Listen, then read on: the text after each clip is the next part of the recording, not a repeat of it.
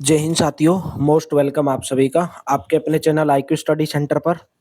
और Haryana GK India GK के practice set number 13 के अंदर जो आपको डेली सुबह 7 बजे ये क्लास देखने को मिलती है, जिसके अंदर हम 2015 से 2025 के PYQ कर रहे हैं। लगभग 6000 प्लस PYQ, जिसके अंदर India GK, science, Haryana GK सभी सब्जेक्ट रहेंगे। आज हमारी 13वां प्रैक्टिस सेट इसका अंदर है। और डेली आपको ये जो क्लास है सुबह 7 बजे मिलती है। और क्लास अच्छी लगती है, पूरी क्लास को देखा करो, ज्वाइन किया करो और डेली ज्वाइन किया करो और वीडियो को एंड तक जरूर देखा करो। तो आप कंप्लीट पीडीएफ प्राप्त करने के लिए इस नंबर के ऊपर व्हाट्सअप कर सकते हैं।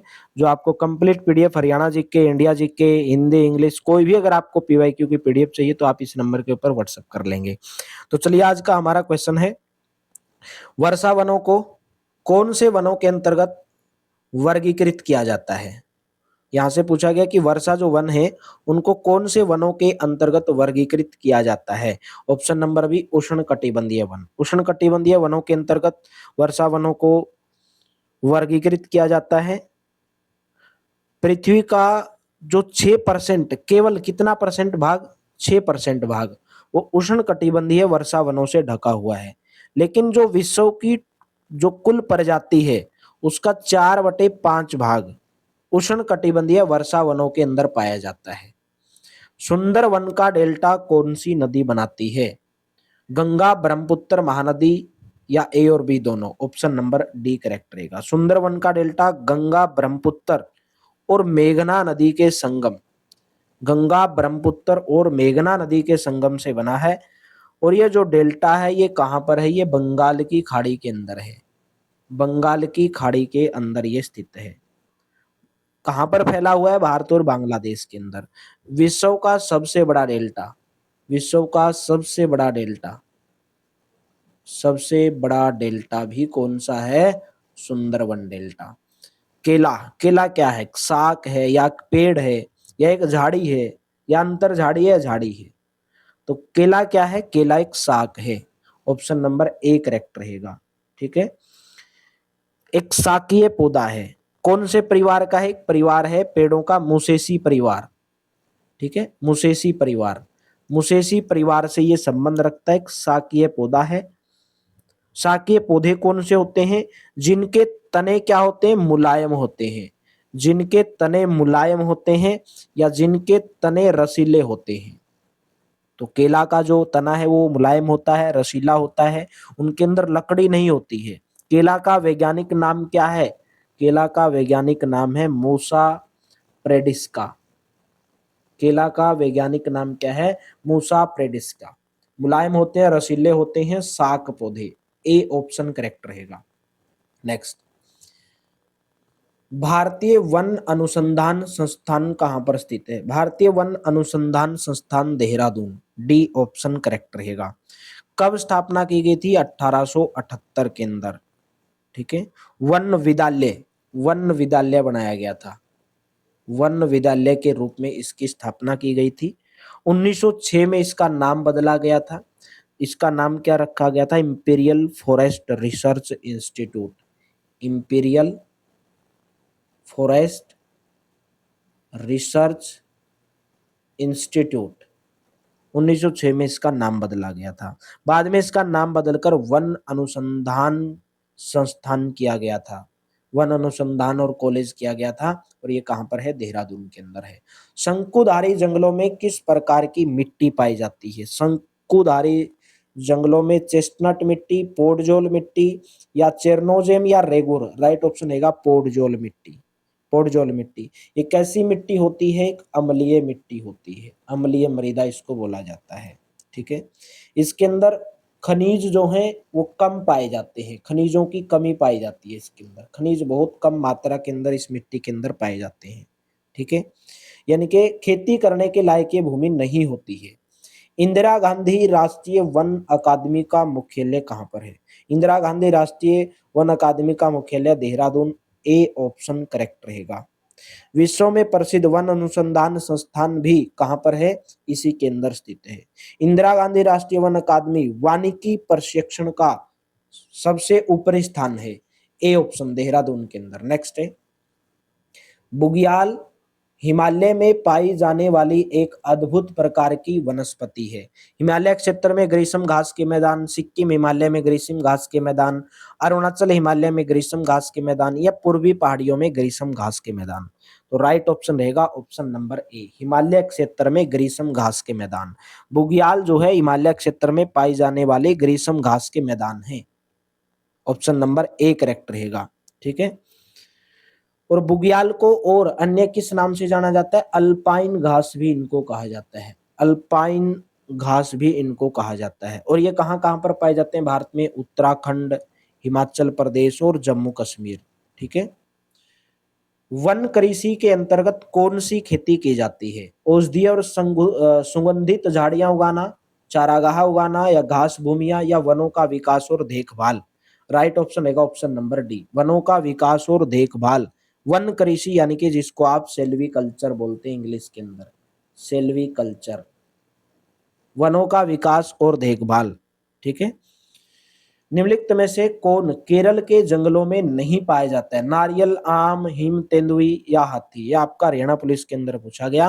ऑप्शन नंबर सी, हिम तेंदुई जो है केरल के जंगलों के अंदर नहीं पाया जाता है। नारियल, आम, हाथी केरल के जंगलों के अंदर पाया जाता है, जबकि जो हिम तेंदुआ है जो मध्य और दक्षिण एशिया की पर्वत श्रृंखला के मूल निवासी है।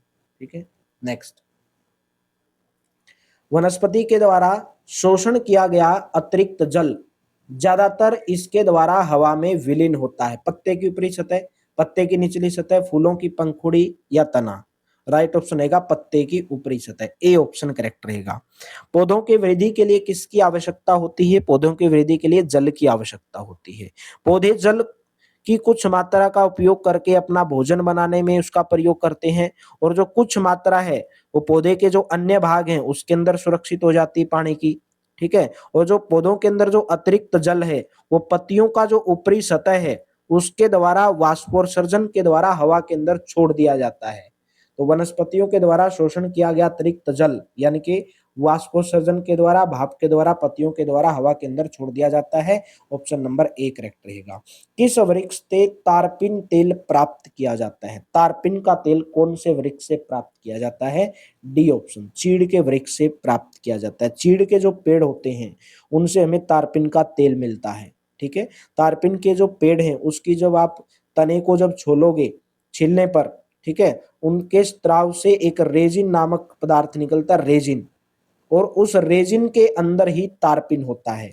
और पेड़ के छिलने से जो तेल निकलता है उसे गोंद, गोंद टाइप का एक तारपिन कहा जाता है। ठीक है। उसके बाद में इसे तारपिन बनाया जाता है।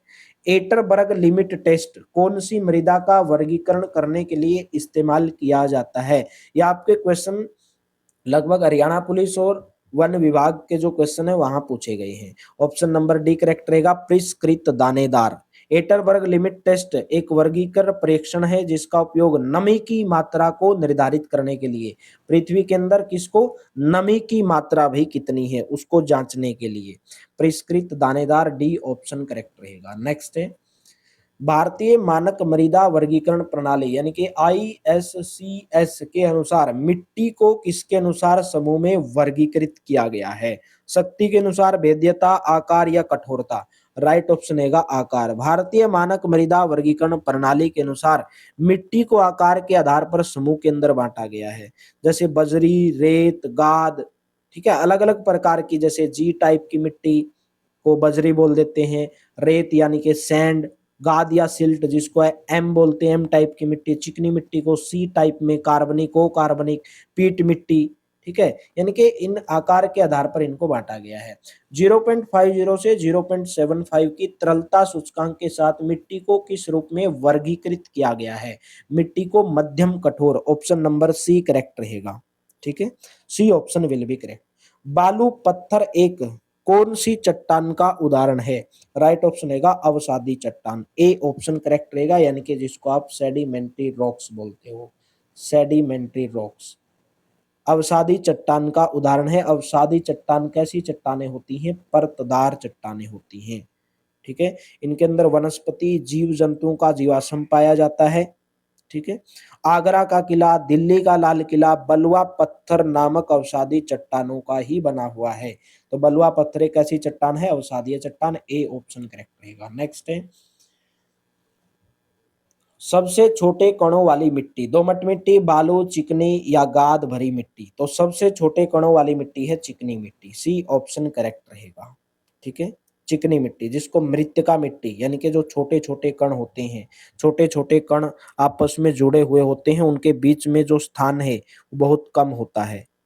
ठीक है, और इसी के कारण सूक्ष्म स्थानों के कारण जल रुक जाता है और चिकनी मिट्टी में जो हवा है वो कम पाई जाती है।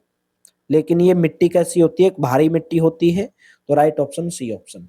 वर्गीकरण प्रणाली को आरंभ में हवाई अक्षेत्र वर्गीकरण प्रणाली कहा जाता था। कौन सी मृदा प्रणाली को कहा जाता था? एकीकृत मृदा वर्गीकरण प्रणाली को शुरू में हवाई अक्षेत्र वर्गीकरण प्रणाली कहा जाता था। ठीक है। लंबाई से व्यास व अनुपात रखने वाले बेलनाकार मृदा नमूने पर एक सेल से त्रिअक्षीय परीक्षण किया जाता है। यह भी आपका हरियाणा डिप्टी रेंजर के अंदर क्वेश्चन पूछा गया है, बी ऑप्शन करेक्ट रहेगा 2। त्रिअक्षीय परीक्षण में बेलनाकार मिट्टी के नमूने पर एक सेल में किया जाता है जिसकी लंबाई यानी कि एक सेल होती है जिसे यानी कि उस जो वो सेल होती है जिससे ये चीज मापी जाती है उसका अनुपात पूछा गया है। लंबाई से व्यास का अनुपात 2 होता है। ठीक है, लंबाई से व्यास का अनुपात कितना होता है? 2 होता है। यानी कि कोई बेलनाकार एक नमूना है, मापने के लिए मृदा के अंदर परीक्षण किया जाता है मिट्टी का। औसतन 6100 मीटर की ऊंचाई वाले हिमालय के सबसे ऊंचे खंड को यानी कि सबसे ऊंची चोटी को क्या कहा जाता है? वृहत हिमालय कहा जाता है, ग्रेट हिमालय कहा जाता है। ग्रेट हिमालय लघु हिमालय से अलग होता है। ग्रेट हिमालय की जो लंबाई है लगभग 6100 मीटर है। तो राइट ऑप्शन आपका सी ऑप्शन करेक्ट रहेगा।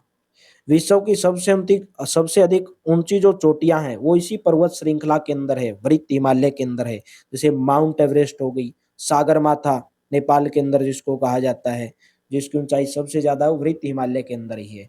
मृदा अम्लता को किसके पैमाने पर मापा जाता है? Option number D 1 to 7। मृदा अम्लता को 1 to 7 के पैमाने पर मापा जाता है, यानी कि जो पीएच मान है।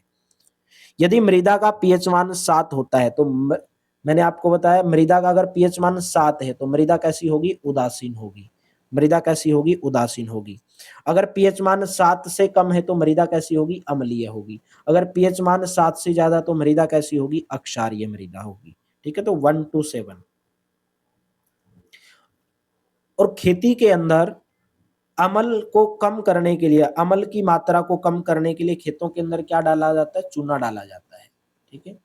मिट्टी के प्रजनन अक्षमता को निर्धारित करने वाली मिट्टी के घटक की पहचान करें। पानी, वायु, गाद या धरण। डी ऑप्शन करेक्ट रहेगा, धरण। मिट्टी की प्रजनन अक्षमता को निर्धारित करने वाली मिट्टी के जो घटक होते हैं उनको धरण कहा जाता है, यानी कि जिसको आप इंग्लिश में ह्यूमस बोलते हो। क्या बोलते हैं? ह्यूमस बोलते हो। ह्यूमस अगर मिट्टी के अंदर उपस्थित है और जो मिट्टी के अंदर जो जैविक पदार्थ हैं उनका जो विघटन होता है तो उनसे बनता है धरण, इनसे बनता है ह्यूमस। मिट्टी के अंदर जैविक पदार्थों के टूटने से बनने वाला पदार्थ होता है ह्यूमस। ठीक है, और ये क्या करता है? मिट्टी की उपजाऊ शक्ति को बढ़ाता है। नेक्स्ट क्वेश्चन है मिट्टी का अध्ययन करने को क्या कहा जाता है? मिट्टी का अध्ययन करना कहलाता है मिट्टी संबंधी विद्या। ऑप्शन नंबर ए करेक्ट रहेगा। ठीक है, जिसको आप इंग्लिश में पेडोलॉजी कहा जाता है। Pedology, PEDOLOGY, pedology. मिट्टी का अध्ययन करना क्या कहलाता है? पेडोलॉजी कहा जाता है। पेडोलॉजी क्या है? जीव विज्ञान की एक ऐसी शाखा है जिसके अंदर मिट्टी का अध्ययन किया जाता है। ठीक है, मृदा विज्ञान की 2 शाखाओं में से एक शाखा, दूसरी शाखा का नाम है इडेफोलॉजी। अगर आपसे पूछ भी लिया जाए इडेफोलॉजी, इंग्लिश में लिख देता हूं इडेफोलॉजी, इडेफोलॉजी, इडेफोलॉजी। और एक कौन सी है? पेडोलॉजी, यानी कि जिसको मिट्टी संबंधी विद्या कहा जाता है। निम्न में से कौन सी महत्वपूर्ण भारतीय औद्योगिक फसल काली मिट्टी में बेहतर उपजती है? कौन सी फसल के लिए काली मिट्टी अच्छी होती है? कपास की फसल के लिए। ए ऑप्शन करेक्ट रहेगा। काली मिट्टी को अन्य और किस नाम से जाना जाता है? काली मिट्टी को और अन्य रेगुर मिट्टी के नाम से भी जाना जाता है, जो काली कपास के नाम से भी जाना जाता है, क्योंकि इसके अंदर कपास की खेती अच्छी होती है। ठीक है, और ज्यादातर जो एक है दक्षिण प्रायद्वीपीय पठार के अंदर पाई जाती है। गेहूं, कपास, ज्वार, बाजरा इनकी खेती भी काली मिट्टी के अंदर की जाती है, लेकिन कपास के लिए बहुत अच्छी मिट्टी मापी जाती है, इसलिए इसको कपासी मृदा भी कहा जाता है, काली कपास भी कहा जाता है। किस प्रकार की मृदा की जल धारण करने की क्षमता सबसे अधिक होती है? जल धारण करने की क्षमता सबसे ज्यादा होती है चिकनी मिट्टी की। बी ऑप्शन करेक्ट रहेगा। चिकनी मिट्टी के अंदर मैग्नीशियम पाया जाता है, चिकनी मिट्टी के अंदर कैल्शियम पाया जाता है, कार्बोनेट पाया जाता है, ठीक है, पोटाश पाया जाता है। ये जो मिट्टी है भारत के गुजरात, महाराष्ट्र, मध्य प्रदेश, कर्नाटक के अंदर ये पाई जाती है। नेक्स्ट है, राष्ट्रवाद के संबंध में निम्नलिखित कथनों पर विचार करें और सही कथन को चुनना है। इसे समेकन या एकीकरण की प्रक्रिया के द्वारा नए राज्य बनाए जा सकते हैं। इसे एकात्मकता या संघवाद बहुत से नए राज्यों में टूट सकता है। दोनों सत्य हैं या इनमें से कोई नहीं? तो इसके अंदर दोनों सत्य, ऑप्शन नंबर सी करेक्ट रहेगा। ठीक है, देखिए राष्ट्रवाद किसको कहा जाता है? राष्ट्रवाद एक विचारधारा को नाम दिया गया है। जो भी राष्ट्र सदस्य देश हैं उनके उनकी एक अपनी साझा पहचान होती है, और उस पहचान को बढ़ावा देना ही क्या कहलाता है? राष्ट्रवाद कहलाता है। ठीक है, और राष्ट्रवाद को बढ़ावा देने के लिए बहुत सारी चीजों का प्रयोग, बहुत सारी चीजों का सहारा लिया जाता है, जैसे हमारे राष्ट्रीय ध्वज का सम्मान करना, राष्ट्रीय प्रतीक का, राष्ट्रगान का, बहुत सारी चीजों का। ठीक है, और नए राज्यों का निर्माण किया जा सकता है, जैसे जर्मनी और इटली का एकीकरण हुआ था और इसके एकीकरण से नए राज्यों का निर्माण हुआ था। ठीक है, जो सोवियत रूस है उसके विघटन से 14 नए राज्यों का निर्माण हुआ था। तो राष्ट्रवाद के संबंध में दोनों कथन सही है। इसे समेकन या एकीकरण की प्रक्रिया के द्वारा नए राज्य बनाए जा सकते हैं। इसमें एकात्मक या संघवाद बहुत से नए राज्य में टूट सकता है। तो ऑप्शन नंबर सी दोनों सत्य हैं। हिमालय के किस भाग में करेवा निर्माण एक अद्भुत प्रकार की मृदा का निर्माण पाया जाता है? राइट ऑप्शन रहेगा option number D, Kashmir Himalaya. D option correct रहेगा। जलोढ़ पंखे के निचले भाग पर दलदली भूमि और वनस्पतियों की एक पेटी क्या कहलाती है? वो पेटी कहलाती तराई। ऑप्शन नंबर ए करेक्ट रहेगा, तराई कहलाती है। चलिए नेक्स्ट है, दिए गए कथनों को पढ़ें और उन सभी से संबंधित मिट्टी के प्रकार की पहचान करें। इसे रेगुर मिट्टी के नाम से भी जाना जाता है। यह आमतौर पर चिकनी, गहरी और अभेद्य होती है। ये लंबे समय तक नमी बनाए रखती है। तो कौन सी मिट्टी? काली मिट्टी। मैंने आपको बताया काली मिट्टी, जिसको रेगुर मिट्टी के नाम से भी जाना जाता है, दक्षिण पठार क्षेत्र में ये पाई जाती है। और दक्षिण पठार क्षेत्र के अंदर लावा का जो प्रवाह है उससे ये बनी है। कपास उगाने के लिए उपयुक्त मानी जाती है। काली कपास मिट्टी या कपासी मृदा के नाम से जाना जाता है। इसके अंदर मैग्नीशियम, कैल्शियम, कार्बोनेट, पोटाश, चूना अच्छी मात्रा के अंदर पाया जाता है। ठीक है, चिकनी मिट्टी से बनी होती है। नमी धारण करने की क्षमता इसके अंदर होती है। गुजरात, महाराष्ट्र, कर्नाटक, मध्य प्रदेश के अंदर ये पाई जाती है। और उत्तर भारतीय मैदान के सबसे बड़े क्षेत्र में पाई जाने वाली मिट्टी कौन सी है? जलोढ़ मिट्टी, जलोढ़ मृदा। नेक्स्ट, मिट्टी का अपरदन अधिक होता है पहाड़ी प्रदेशों के अंदर। ऑप्शन नंबर ए करेक्ट रहेगा। पहाड़ी प्रदेशों के अंदर मिट्टी का जो अपरदन है वो सबसे ज्यादा होता है। ठीक है, और पहाड़ी मिट्टी जो हिमालय क्षेत्र है वहां पर पाई जाती है। ठीक है, और खाद की वजह से उर्वरक डाल के जो किसान है इस मिट्टी के अंदर मसाले, चाय, कॉफी उगाते हैं। लाल मिट्टी सामान्यतः निम्नलिखित में से किन राज्यों के अंदर पाई जाती है? लाल मिट्टी, लाल मिट्टी जिसको लेटेराइट मिट्टी भी आप कहा जाते हैं, राजस्थान और Andhra Pradesh. D option correct रहेगा। ठीक है, डी ऑप्शन करेक्ट रहेगा। ज्यादातर वैसे ये महाराष्ट्र में भी है, तमिलनाडु है, आंध्र प्रदेश, उड़ीसा, झारखंड, मध्य प्रदेश। ठीक है, इसके अंदर चावल, बाजरा, मक्का, मूंगफली, तंबाकू, ये सब चीजों की खेती इसके अंदर की जाती है। नेक्स्ट है, लाल मिट्टी का रंग लाल क्यों होता है? लाल मिट्टी का रंग लाल किसके कारण होता है? आयरन ऑक्साइड की मौजूदगी के कारण होता है। ऑप्शन नंबर कौन सा करेक्ट रहेगा? सी ऑप्शन करेक्ट रहेगा। जब ग्रेनाइट सेल कायांतरित होते हैं तो वे बन जाते हैं, तो वे क्या बन जाते हैं? जब ग्रेनाइट सेल कायांतरित होते हैं तो वे क्या बन जाते हैं? वो नाइस बन जाते हैं। सी ऑप्शन करेक्ट रहेगा। नाइस का मतलब है यानी कि किस में टूट जाते हैं? क्वार्ट्ज, क्वार्ट्ज जिसको बोलते हैं आप, अवरक खनिज उसके अंदर पाए जाते हैं। ठीक है। इंजीनियरिंग का अध्ययन जिसमें एक इंजीनियरिंग सामग्री के रूप में मिट्टी, उसके व्यवहार और उपयोग का अध्ययन शामिल होता है, उसे क्या कहा जाता है? उसे सोयल मैकेनिक्स या मृदा यांत्रिकी कहा जाता है। इंजीनियरिंग का अध्ययन जिसमें एक इंजीनियरिंग सामग्री के रूप में मिट्टी, उसके व्यवहार और उपयोग का अध्ययन शामिल होता है, उसे मृदा यांत्रिकी या सोयल मैकेनिक्स कहा जाता है। नेक्स्ट क्वेश्चन है, अवसाद विश्लेषण का उपयोग सिर्फ कितने माइक्रोन से अधिक महीन मिट्टी के कणों के लिए किया जाता है? राइट ऑप्शन रहेगा 75, बी ऑप्शन करेक्ट रहेगा। अवसाद विश्लेषण का उपयोग जिस मिट्टी का 75 माइक्रोन से महीन मिट्टी के जो कण हैं, ठीक है, उनसे अधिक कण जो है 75 माइक्रोन से अधिक, उनका अवसाद विश्लेषण के लिए उपयोग किया जाता है। ठीक है। और क्या होता है यह अवसाद विश्लेषण? इसके अंदर मिट्टी के कणों को देखा जाता है कि मिट्टी के कण कितने हैं, मोटे हैं या दानेदार हैं, किस प्रकार के हैं। ठीक है। तो वही निर्धारित करने के लिए, और जो 75 माइक्रोन से अधिक महीन होती मिट्टी, उसी के लिए प्रयोग किया जाता है अवसाद विश्लेषण। निम्नलिखित का मिलान करना है, मिट्टी का प्रकार दिया गया है और उनकी पारगम्यता दी गई है। मिट्टी का मिलान और उनकी पारगम्यता दी गई है। चिकनी मिट्टी के पारगम्यता, कंकड़िली, बारीक बुलई, देखिए सब आपके फॉरेस्ट गार्ड के अंदर ज्यादा क्वेश्चन पूछे जाते हैं। ऑप्शन नंबर इसके अंदर आपका ए का आपका यहाँ पे सेकंड रहेगा। 10⁻⁻7 to -9। कंकड़िली होता है 10⁻0। बारीक बलुई मिट्टी होता है 10⁻2 to -3। गाद भरी मिट्टी 1 to 10⁻3 5। ऑप्शन नंबर आपका सी करेक्ट रहेगा। निम्नलिखित में से किस राज्य में सिंगालीला राष्ट्रीय पार्क स्थित है? सिंगालीला राष्ट्रीय park Paschim Bengal. Option number C correct रहेगा।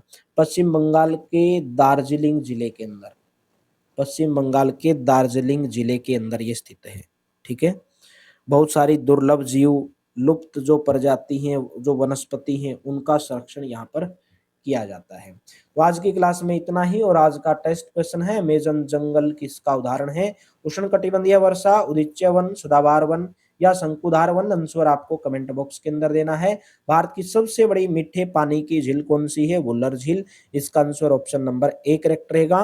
तो आप हमारे टेलीग्राम चैनल को, व्हाट्सएप चैनल को और इंस्टाग्राम चैनल को ज्वाइन कर लेना है, और आंसर आपको होमवर्क के रूप में देना है। और डेली सुबह 7 बजे क्लास आती है, सभी क्लासेस को टाइम से ज्वाइन करते रहो। Thank you, have a nice day. मिलते हैं कल की क्लास में।